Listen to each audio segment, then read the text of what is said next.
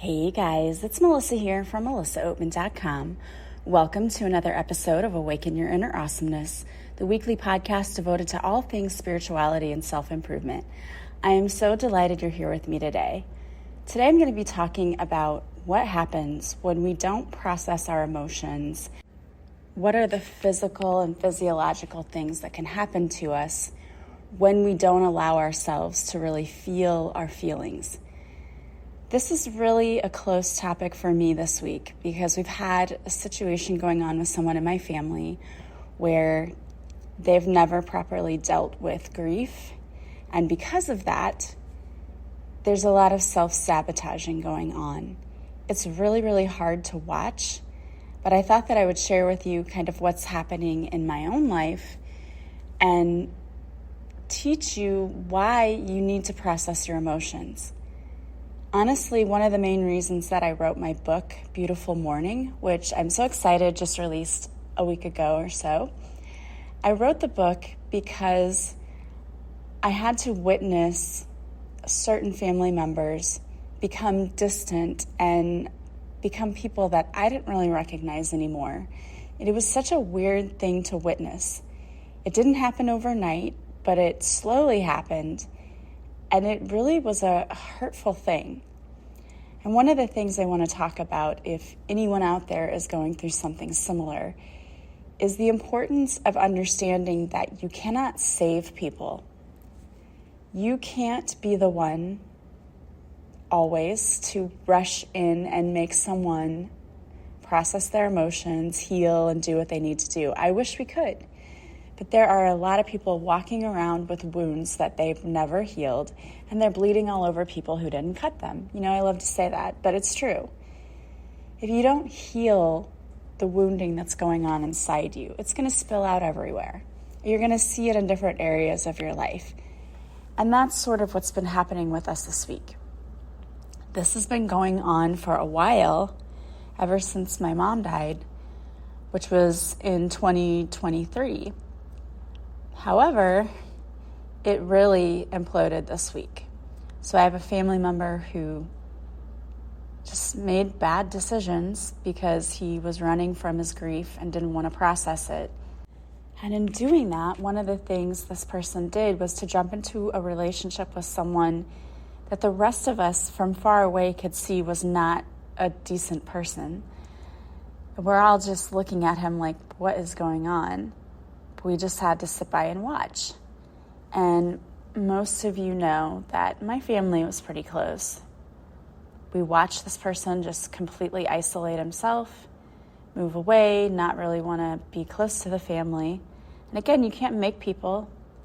I could see that he wasn't processing his emotions and that it was becoming an issue, like he was just doing everything in his power to avoid it. At first, it was excessive drinking. Then it became jumping into this thing, and immediately this relationship was toxic. It was one of those things where they just jumped right into living together, and the rest of us were just watching this and were perplexed, especially because this person loved to talk, and everything he would say to us, we knew was a lie. There was no way that what he was saying was the truth. Nothing made sense. His stories didn't match up. But again, nothing we could do. We just had to sit back and watch it. This week it all came to a head because this person finally realized, he woke up and realized who he was with and broke up with this person, kicked him out. And now he's jumped right into another relationship like a week later. And why do I tell you all of this? It's not to call out my family member. Because believe it or not, I love this family member very much and I don't want to see him hurting. But I cannot save him. And that's the thing that I've realized, because even when all of this imploded, this person went right back into his old ways. You know, he was like, I'm going to get help. I'm going to do this. I'm going to do that. That did not happen. There's only so much you can do. You cannot jump in and save someone else. And that's a really hard lesson because that's exactly what most of us want to do, especially if you're an empath. You think that it's your job or your duty and you can't understand when it's not working. Why am I not able to save this person? I came here on this mission to save as many people as possible. Trust me, I understand. I get it. As that type of person myself, I wanted to jump in and just put my foot up his butt and say, straighten up and just get your act together. I can't do that. Nothing that I say or do is going to make a difference in the physical. I can pray for him. That's about it. What I have to do is allow myself to move on. I have to love him where he is at a distance. And that's the only thing I can do. And that's really hard to do, especially when you love your family members and you don't want to have to do that. That's all you can do. And I'm not the only one who feels that way. My whole family feels that way. We don't know what to do. And I was just like, you know what? We're just going to have to back away and just let this play out because we can't save him. We've already tried. He doesn't want it. When people don't see themselves as being sick or hurt or whatever, if they don't see it in themselves, you're not going to convince them. They just have to self-destruct. Most of us do this when we're in our 20s, but, sometimes it happens later on in life because of a tragic event, and that's the case here. It is important, therefore, to process your emotions because that's exactly what's happening. This person is running so far and so fast away from his emotions and what he's feeling because he doesn't want to have to feel it, that he's just imploding. His life is just imploding. I mean, it's bad. It didn't have to be that way at all. It sucks to lose a loved one. It really does. And it sucks when that person is really close to you. It can change your entire life. I talk about that in my new book. In Beautiful Mourning, I talk about how my entire family dynamic changed after my mom died. We were all really close. After she passed away, it was the first year my kids were in school, and then my daughter decided to go away to school. My son moved in with his girlfriend. I had a rift with my brother, and my brother decided to move out. I ended up being alone, and it was just me and some of the people that I used to be really close to and that I would go and hang out with. I didn't see them. I didn't talk to them. Again, I think because at first it was hard for them to be around me because that was a reminder. I was a reminder of what was no longer there, and it wasn't my fault, and it wasn't their fault, and I don't blame anyone. It just is what happened. And talking to a grief counselor, she said, it's interesting because when people die and they're the ones who are the glue that held the family together, it can completely change and shift the family dynamic. And it did. After some time, though, things kind of shifted a little bit. My son ended up coming back and living with me because he broke up with his girlfriend. The people that we used to hang out with that kind of became distant came back around and tried to make more of an effort. And again, I think it takes time sometimes, which is hard because if you're going through grief and you just need somebody to be there for you, oftentimes people are there right when it happens, and as soon as the funeral's over, people just sort of fall away because we think, okay, well, it's time to go on with your life. But it's not always that easy. And the same can be true not just after a physical death, but after a breakup or anything. When you need people the most, sometimes they're not available. And that's why it's important for you to be able to heal and process what's happening on your own, because you won't always have people there. I mean, it's wonderful if you do, and that's amazing, but not everybody does. It's important not to run from what you're feeling. It's hard, it's heavy, I know that. But when you do not heal the wounding that you have, it ends up coming out in other ways. Maybe you start doing things that you wouldn't normally do, like bad habits. Maybe you start drinking more, doing drugs, whatever, just to numb yourself. And I understand that. That would be easy to do. The problem with that is you're not really getting rid of the pain. It's still there. It's still there, and it's just unprocessed, and it can cause physical problems for you. Unhealed pain in the body, when left unchecked, causes physiological symptoms. I actually heard one doctor talking about how anger that's left unchecked and unprocessed, they're linking that to things like high blood pressure and even cancer. And I don't say that to scare anyone, but to point out that negative emotions really do have a negative impact on your body, not just on your emotional health or your mental health, but your physical health as well. It's really important to deal with it. So how do we process those emotions once we feel them? Because I know a lot of people, again, say, I don't want to. That's a heavy emotion. That's painful. I don't want to have to deal with that. Again, I understand, but I'm here to tell you that you're going to have to process it eventually anyway. And you might as well do it in a way that's comfortable for you. Because if you don't, and I brought up this story in my first book, Beautifully Broken, I bring it up in my second book, Beautiful Mourning, the story of the girl who she was on a bachelorette party and they went to a drag show. She was getting divorced. And so, of course, it's in her face that someone else is celebrating getting married and she's here going through divorce. And she was sobbing the entire time, not having a good time. If you don't process your emotions, they're going to come out. And a lot of times it's in inconvenient times, right? If you've been drinking or you see a trigger, that's why, and that's going to happen. You're going to have triggers. Everybody does. That's okay. But if you process your emotions, it really does get easier and it happens less often. It's nice to be able to say, I'm going to choose to sit down and feel this right now so that I can move through it with a little more grace and ease. There are a lot of ways you can work through your grief. I give you all of the ways that I've learned and that I know in my book, Beautiful Mourning. And it's Mourning, Mourning.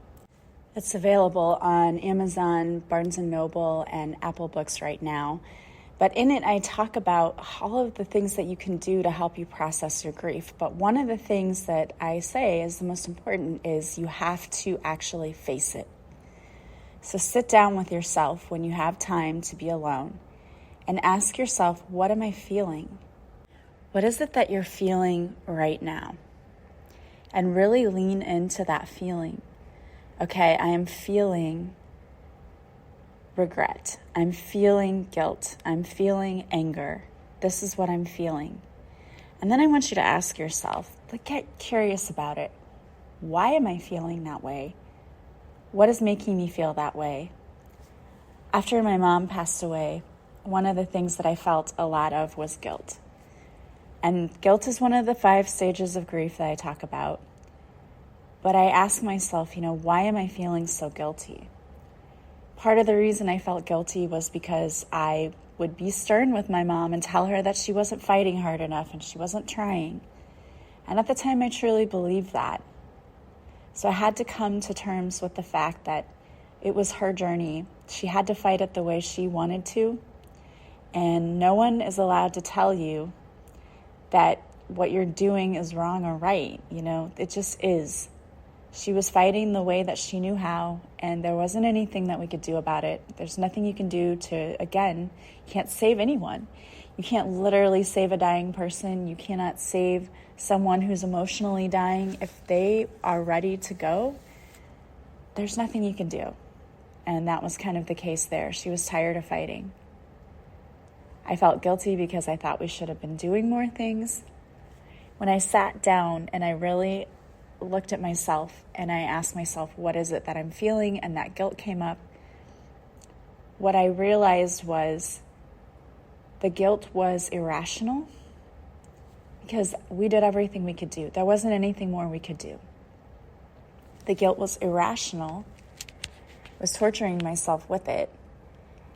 And in reality, I think it was more about the fact that I did not have control over what was happening. And lack of control causes fear in a lot of people because for most of us, when we were growing up, we didn't always have control over what was happening to us. So that is a trigger for a lot of people that, that lack of control, that's scary. I have to work through that. Okay, no, I didn't have control over that situation. That doesn't mean I never have control over any situations, but what do I have control over? Oh, I have control over the way I react. I have control over X, Y, or Z. So it's important to sit with that and really examine it and say, okay, yes, there are things I have control over. So sit with yourself and really look at what is it that I'm feeling. Allow that feeling to come through. If you need to cry, do it. Crying is cleansing. You're getting out everything that's been stored inside your body, and it's important to do that. It's not a weakness. I know some people think it is. It's not. But beyond the fact that it's not a weakness, it's necessary because, again, storing that in your body just causes it to come out in negative ways. And a lot of times it's self-sabotage. We do things that, we wouldn't normally do. I know, I complained a whole lot after my mom died. And it was just because I was trying to clear out all of this anger that I had. But I was not doing it in the right way. It was came out more like complaining to all of my friends. And that's probably one reason why they also didn't want to be around me. And that's understandable. So I had to work with someone. That's where counseling was great.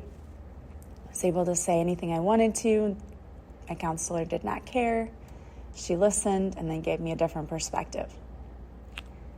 There are a lot of things we can do to process our emotions, and counseling and coaching, those are great opportunities to be able to work through what you're going through with someone else. Sometimes we can't really see it for ourselves. It's hard for us because we're so close, and that's what was happening with this family member too. This family member was hurting everyone around them, but couldn't see it. All this family member could see was me, my pain, me, I'm in pain. That's okay, but you have to work through it. So sometimes having someone else to work through it with you is a really, really good idea. So if you are in that stage of your life where you have pain you're going through, and we all do, it happens to all of us, and you need a little help processing that, check out my book, Beautiful Mourning.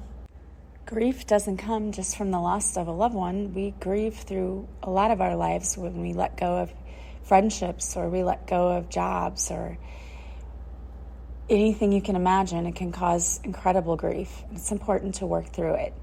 So if you're stuck in a cycle of grief over something, I would highly recommend checking out Beautiful Mourning, because it walks you through what grief is and how we work through it. But the important first step is to acknowledge it. Acknowledge what you're feeling and honor it. And then forgive. If you need to do forgiveness work, that's another step. Who do we need to forgive? Myself? Other people? If you've listened to me for a while, you know that I love the website Radical Forgiveness, because you can go on there, you can fill out the worksheets online, it's free, and it talks you through how to forgive someone else. The forgiveness is about you, not the other person, so it's important for you to honor that. That's radical forgiveness, so I would really recommend looking at that too. All right, guys.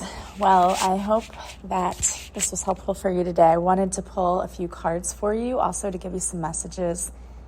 And the first card coming out is moving on and letting go.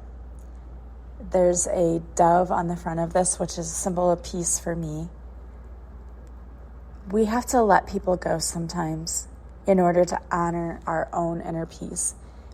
It's not even always a person. Sometimes you let go of a job or a friendship or something that just isn't serving you. It's time to let it go and move on so that you can experience freedom and inner peace. It's time. If this is for you, you'll know what it's about. It's time to do that. And then you have surrender to trust. Trust yourself and trust your decisions. Don't be swayed by other people's strong opinions about what to do. Take action and be confident that you have chosen the right path. So trust yourself. Your own inner guidance knows what to do. Then you have relax and let go. Allow stillness to help you. It's time to relax and trust. You've done everything. Trust what you know and let go. Again, allowing the inner peace and freedom to come in, because then you have good fortune. Good things are coming to you. Believe that. But you have to let go of what isn't serving you. And that message has been coming out for a long time. So let go of all of those things that are not serving you, and maybe it's all the negative emotion. When you do that, you're going to find inner peace, and good things are coming your way. All right, guys, if you would like to grab a copy of Beautiful Mourning, it is available on Amazon, Barnes & Noble, and also on Apple Books.